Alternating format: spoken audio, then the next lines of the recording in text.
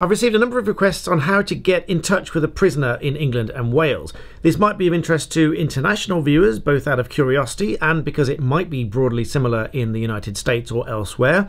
But also, obviously, those in England and Wales might want to get in touch with someone who's recently been sent to prison. The first step is actually locating the prisoner. So the way this works is as follows. Once a prisoner has been sentenced, in the Crown Court or in the Magistrates' Court, if they are sent to prison, they are typically sent immediately down to the holding cells, and then they might be transferred to an intermediary holding prison before sent to the ultimate place where they will serve out their custodial sentence. The first few days or so might be the most stressful for most people who are friends with or related to someone who is sent to prison, and it might take a few days to even find out where the person has been held. There is a service called Find a Prisoner on the gov.uk website, which I will link in the description below. In order to find a prisoner, you must provide them lots of details, including your name and the organisation you represent, if that's appropriate, your date of birth, your address, including the postcode, obviously the name of the person that you're looking to find, the reason that you're looking to find them.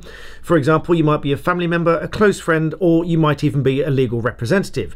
This service applies to legal representatives as well as it does to everybody else who is trying to find a prisoner. You will also need the prisoner's date of birth. This is likely to filter out numerous requests to find somebody so that they're not inundated and sending out the location to lots of people who actually don't have a real connection with them. As you can see from this screenshot, you have to send an email to findaprisoner@justice.gov.uk along with all those details. And as I said, the link to that will be in the description below. Once you receive a reply and you're told the location of the prisoner, there are several ways of staying in touch with someone who has been sent to prison. This is typically done by letters or even video and telephone calls. However, prisoners are not permitted access to social networking websites such as Facebook, Twitter or YouTube, and therefore they cannot be emailed directly. Although there is a service called Email a Prisoner, which I will also link in the description below. This is a service that costs 40p per email, and the email will be printed out, usually read and vetted by prison staff before sending on to the prisoner along with other mail. In some prisons, though not all of them, the prisoners can even reply and attach photographs through this Email a Prisoner service. It goes without saying that there is a list of banned material that can be sent either through normal post or through this Email a Prisoner service.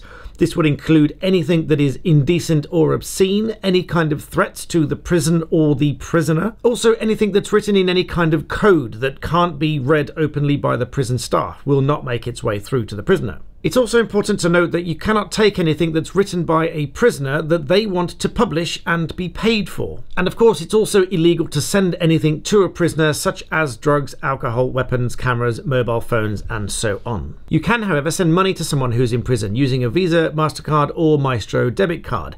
This will be paid into the prisoner's account, which is a basic cash account that they can use whilst they are in prison to send and receive money. Although the government website confirms that you can no longer send money by a bank transfer, a cheque or a postal order, or send cash to any prison. You must use a debit card instead. In some cases you can apply for an exemption. The details of this are on the government website as well if you are unable to use a computer, a smartphone or the internet, or you simply do not have a debit card. Next, if you're planning to actually visit someone in a prison, they must provide the prison a list of friends and family. If you are not on that list, you will not be able to visit the prisoner. But of course, if you are added to that list, usually with contact details, then the prison will likely be in touch with you because you'll be on the list. And unlike letters, which are usually unlimited, telephone calls and visits are somewhat limited, and the prisoners are usually allowed at least 2 one-hour visit sessions every 4 weeks. So for any of you that were wondering how to get hold of anyone who has been sent to prison, I hope this information is useful. The links are in the description below. Please like the video and subscribe, and as always, thank you so much for watching.